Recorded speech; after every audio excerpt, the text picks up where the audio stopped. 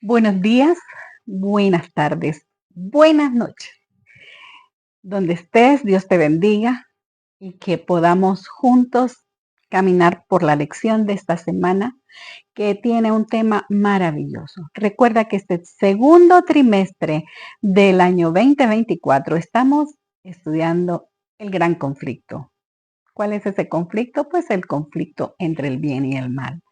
Y para esta semana vamos a estudiar ¿amor o egoísmo?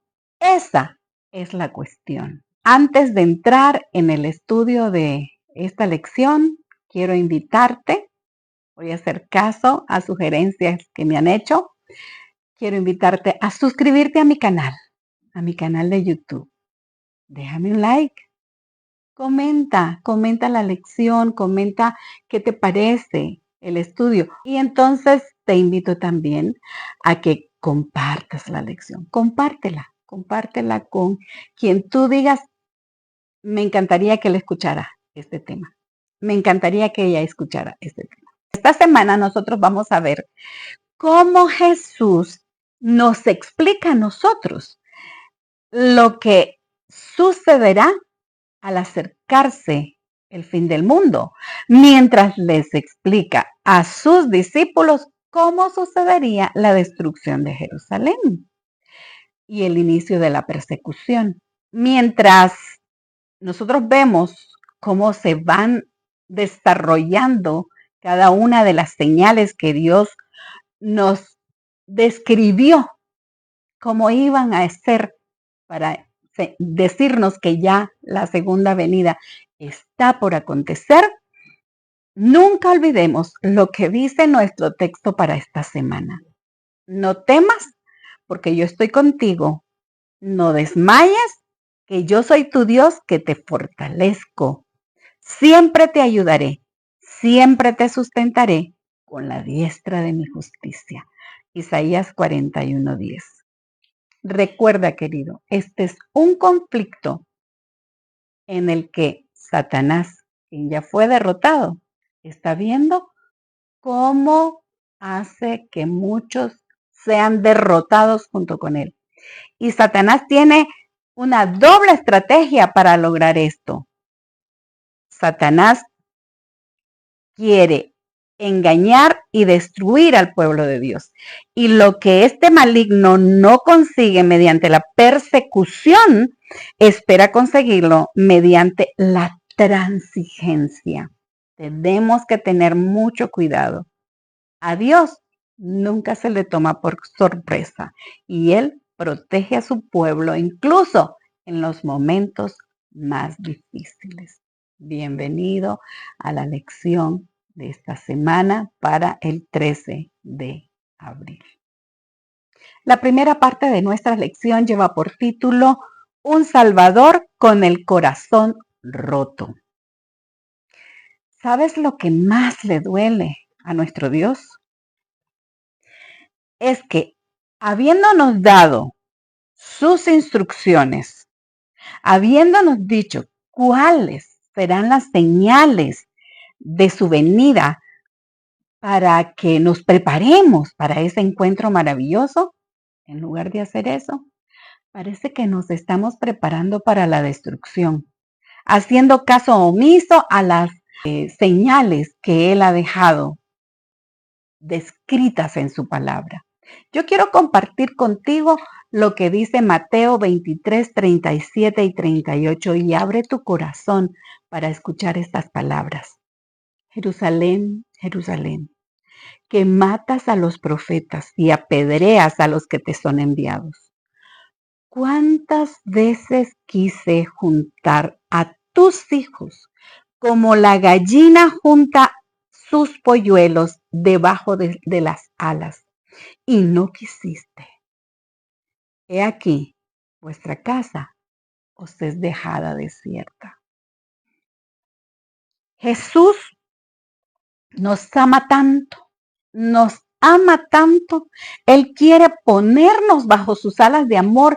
Yo cada vez que leo esta escritura, me recuerdo de en cierta oportunidad, nosotros tenemos gallinitas aquí y una gallina estaba criando a sus pollitos, recién habían salido del cascarón, y ella andaba con sus pollitos de arriba abajo y eran como las 5 de la tarde y la gallina estaba echada.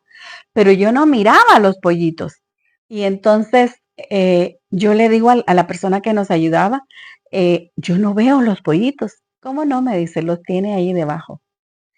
Pero yo veo que la levanta y no veo a los pollitos. No, ya veo que no los tiene. Le digo, ¿cómo no? Mire, me dice. Y la pone así, con la cabeza para abajo, y la comienza a sacudir. Y de debajo de las alas caían los pollitos. Estaban tan prendidos ahí y ella los tenía tan agarrados que inclusive cuando la levantó no se cayeron. Así quiere el Señor cuidar de nosotros, pero no queremos, pero no queremos. Jesús dio señales evidentes al pueblo para que se salvara aquella ocasión de la destrucción de Jerusalén. Pero muchos no quisieron hacer caso a esas señales. Satanás se deleita en la guerra, mantenernos ocupados en guerra. ¿Por qué? Porque saca lo peor de nosotros, saca lo peor de nosotros. Y a lo largo de los siglos su propósito es ese, engañarnos, destruirnos. Pero Dios, querido, Dios es un Dios amoroso. Él desea preservarnos, Él desea salvarnos, Él desea cubrirnos bajo sus alas mientras pasa este tiempo de peligro. Recuerda, querido, recuerde y aprende 3 cosas. La primera, estudia tu Biblia para que conozca las señales. La segunda, sigue las instrucciones que Él te está dando en la Sagrada Palabra. Y la tercera, aprende a reconocer los tiempos en los que estamos viviendo. La segunda parte de nuestra lección lleva por título Cristianos salvaguardados providencialmente. La historia del pueblo de Dios es fiel testigo de cómo Dios ha guardado y fortalecido su fe, aún en los momentos más dolorosos. En esa historia nosotros encontramos muchos años de paz, pero también muchas derrotas. Nada debe de tomar por sorpresa al pueblo de Dios de la actualidad. Todo está escrito, así como para los cristianos de aquel tiempo, también para nosotros. Esa toma de Jerusalén, el Señor se las describió y les dijo cómo podían salvarse, porque el propósito de Dios es salvarnos. Yo voy a compartir contigo lo que está en Apocalipsis 2:10, que dice, no temas en nada lo que vas a padecer. He aquí el diablo echará a alguno de vosotros en la cárcel para que seáis probados y tendréis tribulación por 10 días. Sé fiel hasta la muerte y yo te daré la corona de la vida. Es maravilloso cómo Dios describe lo que el pueblo, lo que nosotros vamos a pasar en algún momento de nuestra vida cristiana. No nos lo ha ocultado. Ya estaba dada la señal prometida a los cristianos que aguardaban y en este momento se ofreció una oportunidad a todos los que quisieran, en obediencia a la advertencia del Salvador, salvarse en aquel momento en que Jerusalén iba a ser tomada. Hubo un momento en que el ejército romano rodeó la ciudad, pero cuando de repente iba a atacar, inesperadamente se retiró, se fue. Era el momento de los cristianos. El Señor les dio esa oportunidad. Es que así es Dios y nos avisa lo que va a pasar. Los sucesos se desarrollaron de modo tal que ni los judíos ni los romanos hubieran podido evitar la huida de los cristianos. Así de protegidos iban a huir de la destrucción de Jerusalén, si seguían las instrucciones. Igual nosotros, si seguimos las instrucciones, vamos a ser protegidos y vamos a salir victoriosos. Sabes, querido, es tiempo de aprender cada promesa que Dios nos da, pues en los tiempos difíciles que se acercan para nosotros, estas promesas nos van a sostener, van a fortalecer nuestra fe, pero aprendámosla ahora. Este es el momento de aprender esas promesas. Ya cuando estemos en el problema, no podremos hacerlo. Primera de Corintios 10:13 dice, no os ha sobrevenido ninguna tentación que no sea humana, pero fiel es Dios, que no os dejará ser tentados más de lo que podéis resistir, sino que dará también juntamente con la tentación la salida para que podáis soportar. Cuando estemos en momentos de prueba, recordemos esta promesa maravillosa. Dios es fiel. Dios no nos va a permitir una prueba mayor de la que podamos soportar. Él siempre estará con nosotros. Su plan final para este planeta se va a cumplir. Habrá momentos en que el pueblo de Dios experimente dificultades, experimente persecución, encarcelamiento, la muerte misma por causa de Cristo. Pero aún en los tiempos más difíciles, Dios sostiene y salvaguarda a su iglesia. Nada de lo que acontecerá a los hijos de Dios en este conflicto de los siglos nos ha sido oculto, pero también se nos han dado las promesas que nos van a sostener. Así que, así como la providencia de Dios estuvo con su pueblo en el pasado, con nosotros ahora y lo estará con nosotros en el futuro hasta que este conflicto termine. Él siempre sosteniendo a su pueblo. La tercera parte de la lección lleva por título Fieles en medio de la persecución. Es interesante estudiar la historia del pueblo de Dios.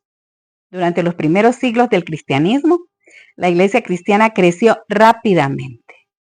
A pesar de los encarcelamientos, las torturas y las persecuciones, los creyentes fieles totalmente comprometidos con Cristo, llenos del Espíritu Santo, proclamaban la palabra y lo hacían con poder.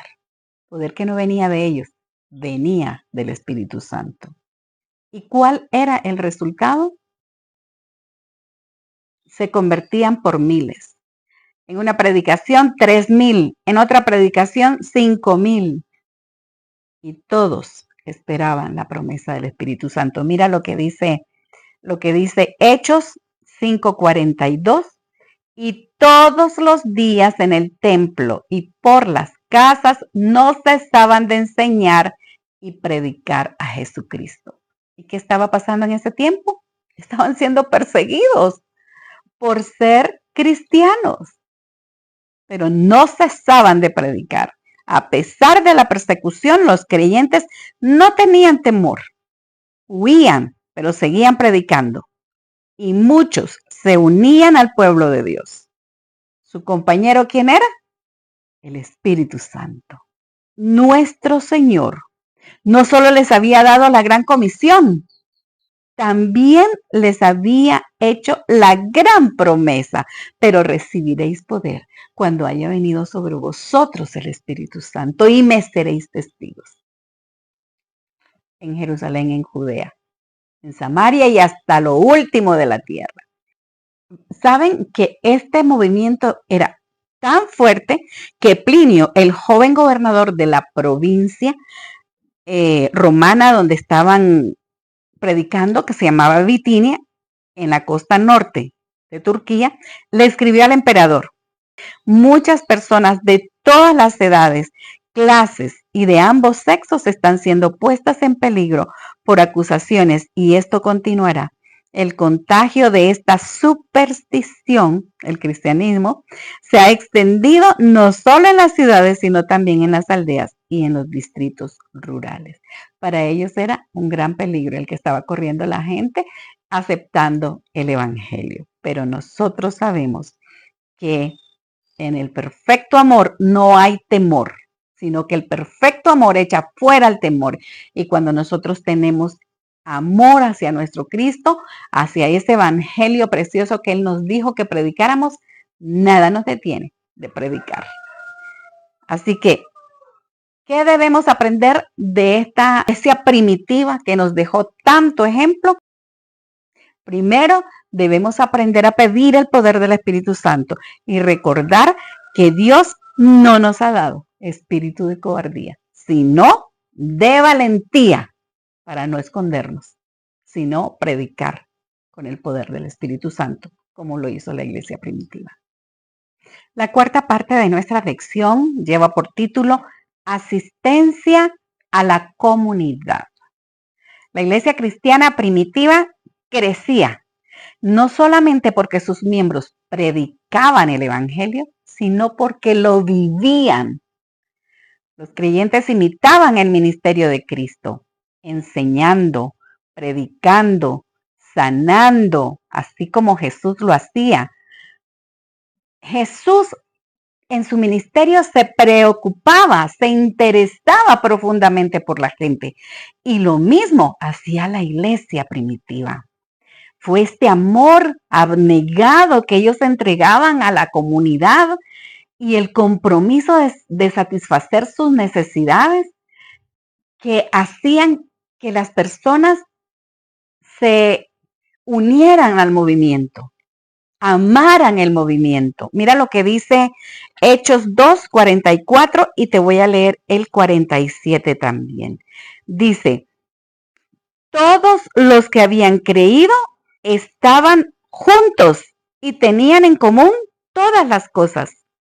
Y el 47 dice, alabando a Dios y teniendo favor con todo el pueblo. Y el Señor añadía cada día a la iglesia los que habían de ser salvos. ¿No es maravillosa esa práctica de ese ministerio? La organización de la iglesia primitiva fue la clave para el crecimiento en número de la misma.